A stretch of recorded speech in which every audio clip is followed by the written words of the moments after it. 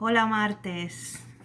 Yo no sé por qué los martes yo tengo cosas que decir. Nada, así es la vida. Es el día que generalmente em, pasa un poco desapercibido, ¿no? En fin, de la semana. Es el día con un problema de autoestima, para hablar en plata.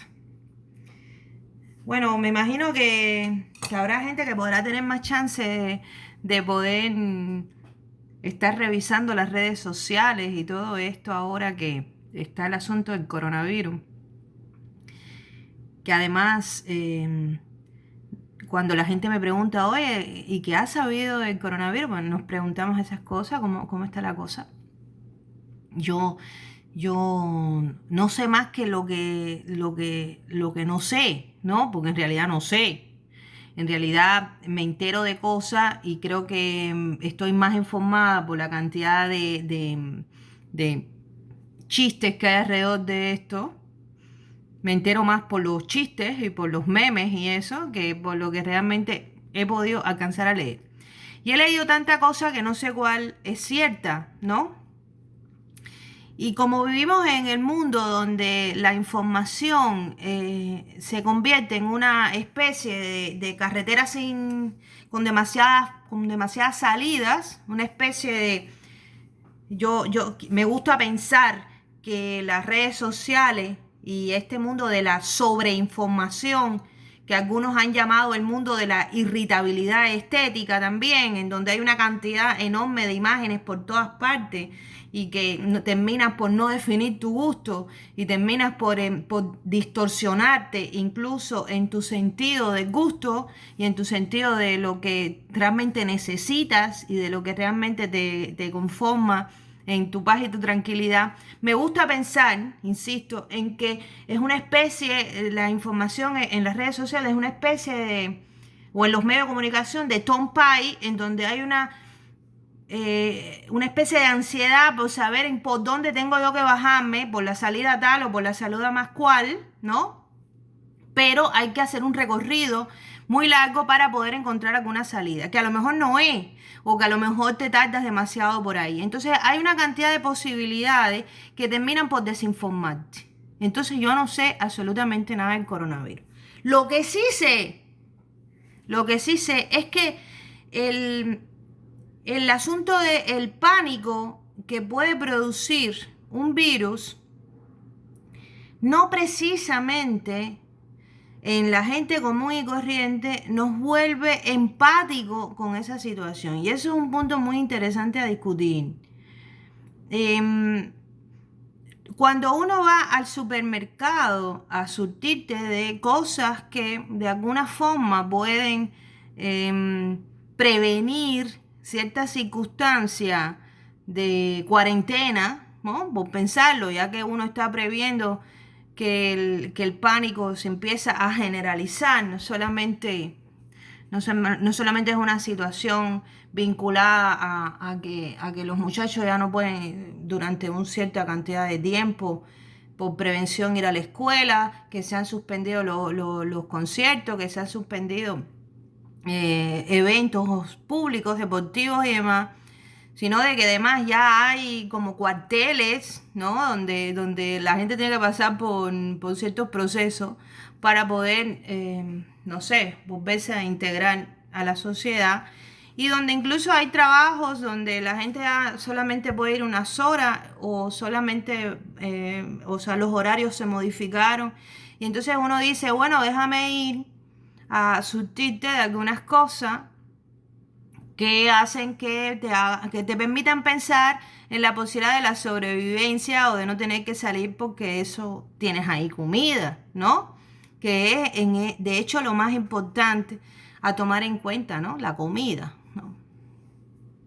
Entonces tú te percatas em, que la gente no está necesariamente eh, entendiendo de lo que se trata una pandemia. La gente sigue actuando en este mundo irritable contemporáneo desde su proceso de individualidad. Entonces tú llegas, por ejemplo, a ciertas áreas del supermercado y tú te percatas de que ahí los productos están absolutamente escasos. No hay productos, no hay variedad, pero a veces no hay el producto. Y hay una escasez, por tanto, empieza a escasear algunas cosas.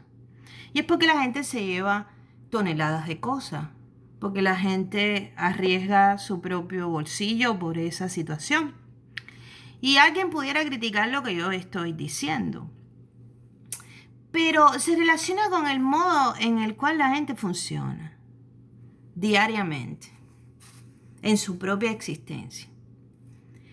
Cuando uno le toca la puerta al vecino, yo no lo hago, ¿no?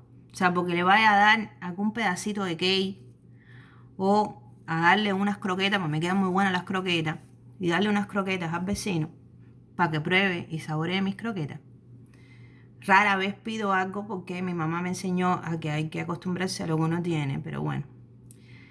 Cuando uno toca la puerta al vecino es porque, en mi caso, el concepto vecino funciona tal cual significa.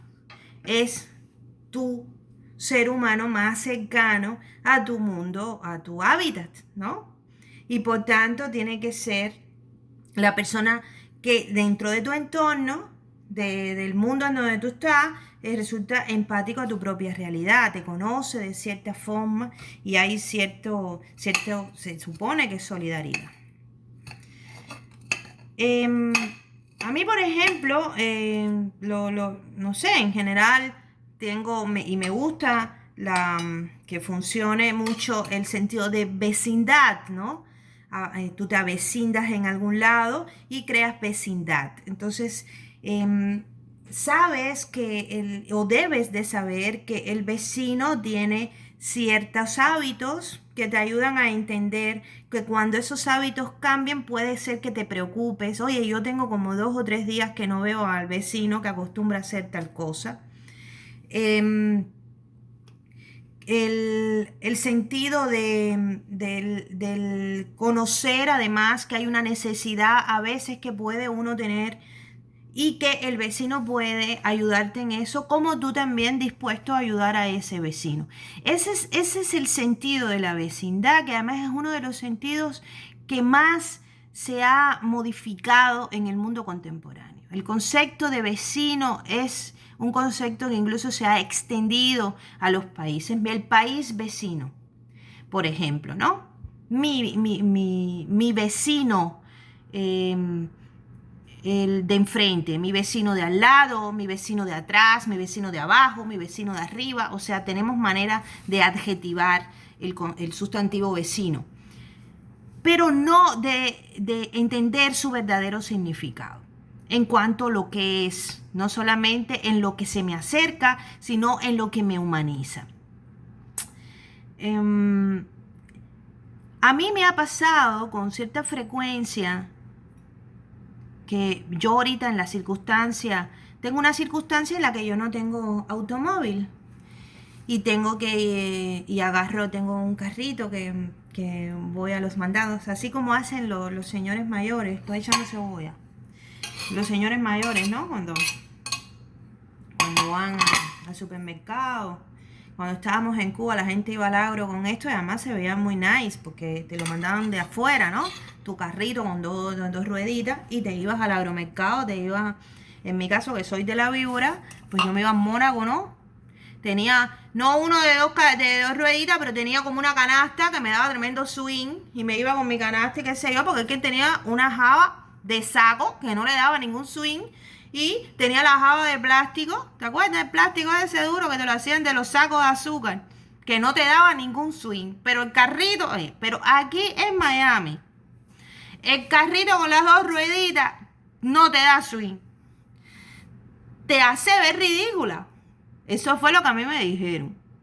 Pero también te hace un bicho raro, porque es que yo, por ejemplo, en mi caso, tengo que cruzar la 107 con mi carrito cuando va vacío y de regreso cuando va lleno, que paso tremendo perro trabajo, porque como esta ciudad no está hecho para eso, sino que esta ciudad está hecho para los automóviles, entonces yo paso tremendo perro trabajo, pero yo tengo tremenda habilidad para subir con mi carrito, qué sé yo, encantar la vida porque yo soy una persona con...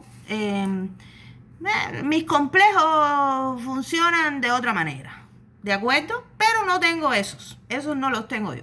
Yo no tengo complejo de muerta de hambre, ni tengo complejo de pobre, ni tengo complejo de rica, no tengo complejo de nada de eso, porque bueno, yo soy una persona que considera que yo estoy por encima de eso. Yo soy quien soy, con carritos y carritos, en fin, ¿no?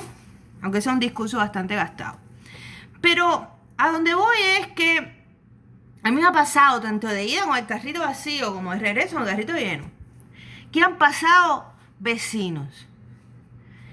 Y hay quien se para, hay quien se para, así como no, hay quien se para y baja su ventanilla, que además es un acto verdaderamente valiente en Miami, bajar la ventanilla porque la gente está dentro del aire acondicionado, tal cual un acuario y tal cual una pecera.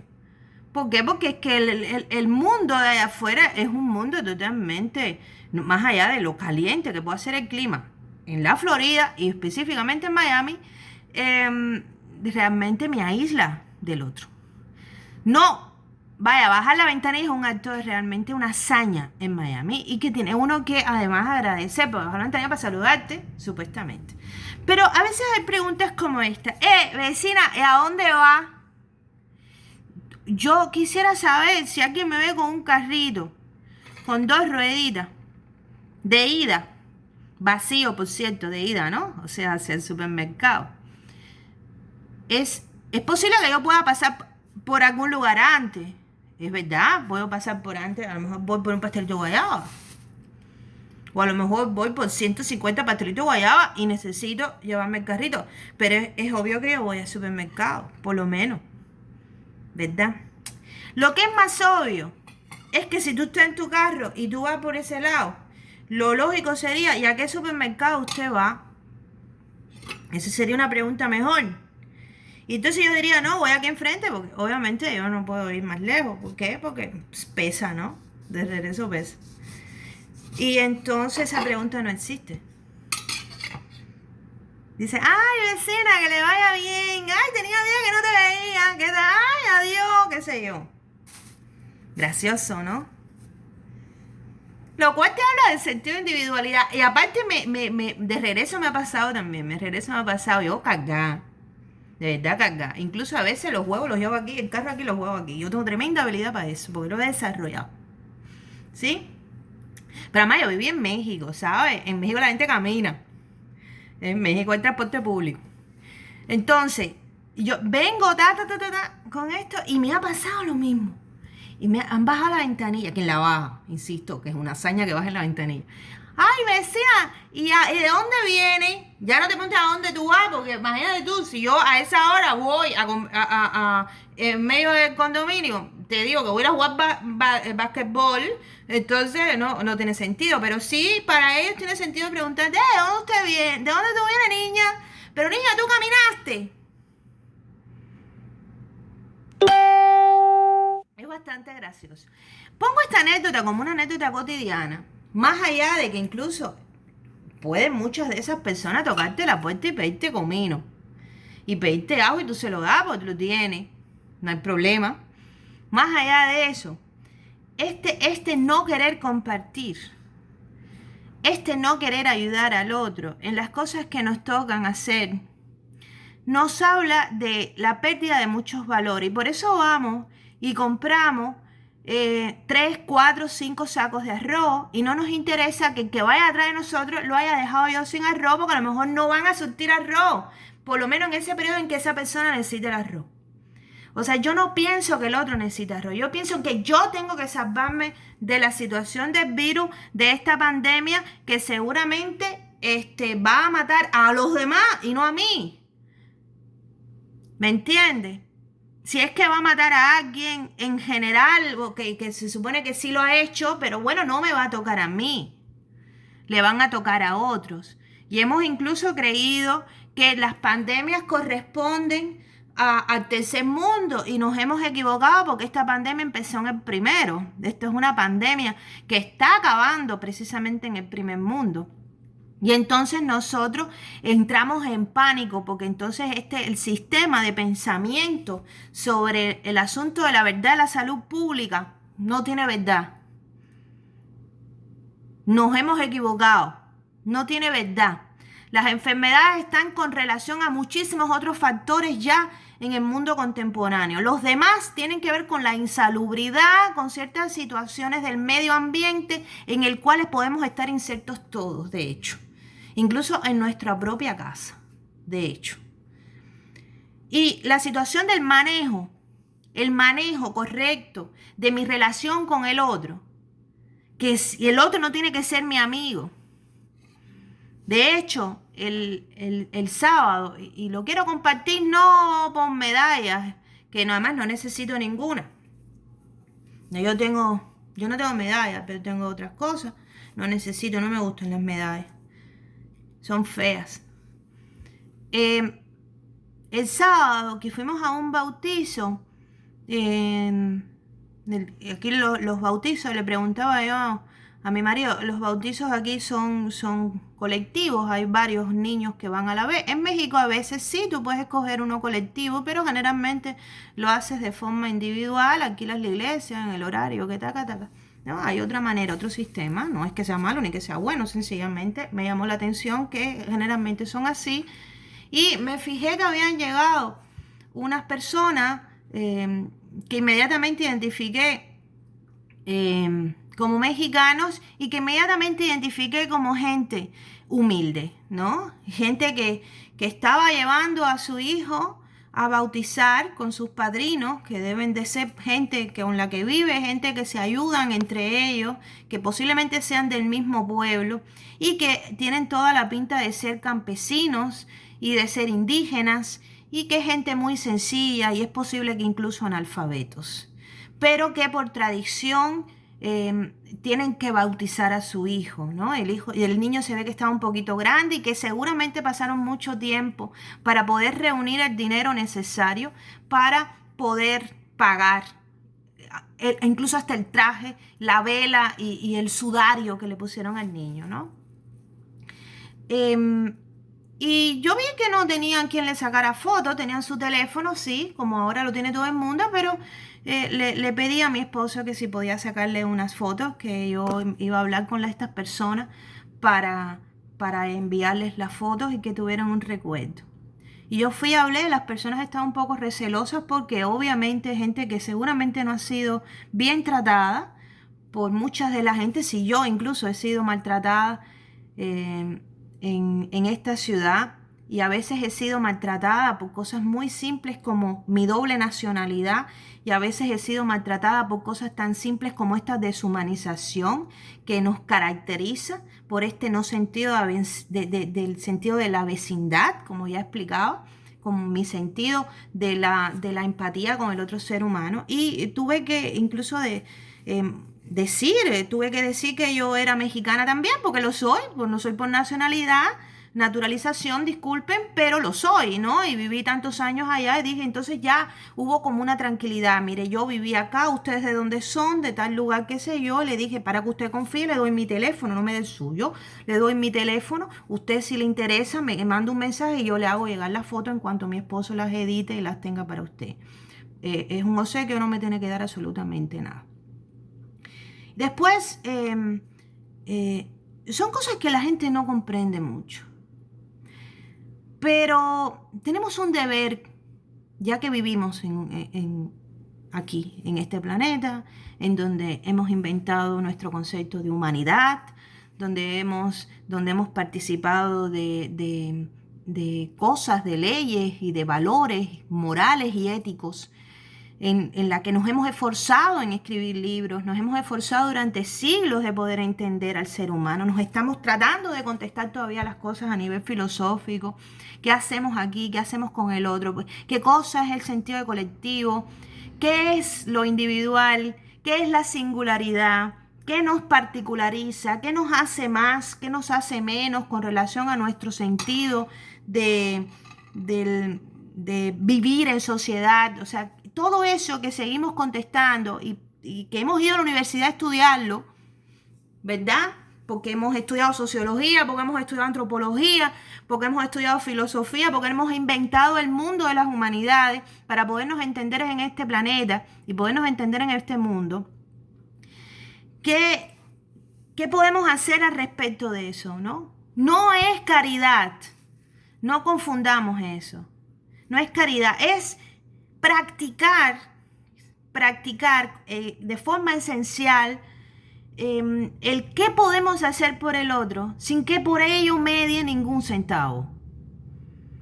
¿Qué podemos hacer por el otro? ¿Qué está en nuestras manos? ¿Qué podemos hacer? Porque es que tenemos que regresar a la satisfacción, a nuestro sentido de la satisfacción. Así como el otro día decía yo, en este sentido la irritabilidad estética en la cual vivimos, que es esta sobresaturación de imágenes, esta sobresaturación de palabras y de textos y de verbo, de figuras y de colores y de distorsión de la mirada, tenemos que aprender, así decían, lo dijo Bertolt Brecht, de hecho, y lo dijo con relación a lo que los constructivistas rusos habían mencionado, con relación a la estética. Tenemos que volver a nuestros principios. El hombre, ese Homo sapiens del cual venimos, que empezó a entender el mundo no con libros, empezó a entender el mundo con los 5 sentidos. Y esto, aunque sea un cliché, tendremos que volver a practicar eso. Es decir, tenemos que volver a practicar la mirada. Tenemos que salir al mundo y aprender a escuchar cada uno de los sonidos. Y eso incluye, decían los constructivistas rusos, el sonido del canto de los pájaros. Fíjense, cuando comamos, tenemos que aprender a entender qué estamos comiendo, a oler y entender, a diferenciar los diferentes aromas, poder entender incluso lo que yo toco, qué estoy tocando y tratarlo de adjetivar. Es decir, tratar de decir si esto que yo estoy tocando tiene textura, si es suave, si es blando, lo que sea, tratarlo de identificar. Y todo eso hay que practicarlo todos los días. Porque en nuestro sentido de la recuperación estética de la realidad estará nuestra propia recuperación de valores humanos. Es decir, ¿qué demonios podemos hacer que no nos cuesta? Y lo digo además porque este asunto del coronavirus, más allá de que se acabe el arroz en el supermercado, más allá de eso, el que tú salgas y alguien antes de darte las buenas tardes te diga, no me vayas a saludar, no me vayas a tocar al niño, eso no tiene nada que ver con una pandemia. Eso tiene que ver con un problema educativo, tiene que ver con un problema de mi relación con el otro. Tiene que ver con mis problemas morales, tiene que ver con mis problemas éticos, tiene con mi problema con los conceptos. Y cualquiera diría, ella está protegiéndose. No, ella está siendo grosera. Porque hay muchas formas de decir, vamos a evitar, bueno, por si acaso. El sonido, la forma en la cual decimos las cosas, es la manera en la que entra en los oídos y entonces se convierte en una emoción. Es así como funcionamos los seres humanos. Recuperemos eso. Seamos capaces de poder entender que dar, y no en el sentido caritativo, de dar, no en el sentido de la Madre Teresa de Calcuta, que te quede muy claro, no todo el mundo puede ser ella, ¿sí? El dar implica, entre muchas cosas, el saber, el saberte, el entenderte, el proceder desde el corazón, porque vamos en la recuperación de lo satisfactorio, ¿sí? Ayudar no implica esperar a cambio, ayudar implica satisfacción, ¿sí? La recuperación de eso es lo que yo quería decir, porque este asunto del coronavirus, más allá incluso de que el otro día que estuve en la universidad, y yo que se supone que tendría que pasar por un proceso de respeto, sin mencionar nombre, fui la única persona que no fui saludada. por alguna persona y no fui saludada porque soy mexicana y parece ser que eso implica ser igual a coronavirus, imagínense ustedes, bonito martes.